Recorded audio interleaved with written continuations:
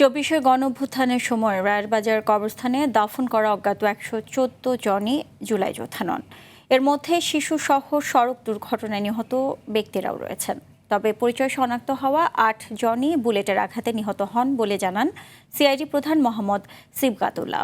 সকালে রাজধানীর রায়েরবাজার কবরস্থানে জুলাই গণঅভ্যুত্থানে নিহত অজ্ঞাত পরিচয় ব্যক্তিদের মরদেহের ডিএনএ নমুনা মিলিয়ে শনাক্তের ফলাফল প্রকাশ করে এসব তথ্য জানান তিনি। এর আগে গত 7 ডিসেম্বর থেকে অজ্ঞাত পরিচয় শহীদদের লাশ উত্তোলন করে শনাক্তকরণ কার্যক্রম শুরু হয়।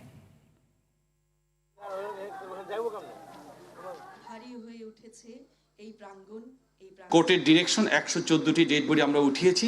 তার ভিতর থেকে আমরা প্রত্যেককে আমরা ম্যাজিস্ট্রেট সহ যেরকম জিনিসগুলো করা সেটা করেছি। আমাদের ফরেন্সিক এক্সপার্ট যারা ছিল বিভিন্ন মেডিকেল কলেজে তারা অক্লান্ত পরিশ্রম করেছে।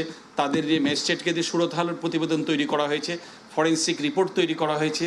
সিআইডির কেমিক্যাল এবং ফরেন্সিক ডিএনএ ল্যাবের যারা প্রশিক্ষিত কর্মকর্তা যারা ছিল তারা এখান থেকে স্যাম্পল নিয়ে দীর্ঘ প্রসেসের মাধ্যমে কিন্তু আমরা জানতে পেরেছি 8 জনের পরিচয়।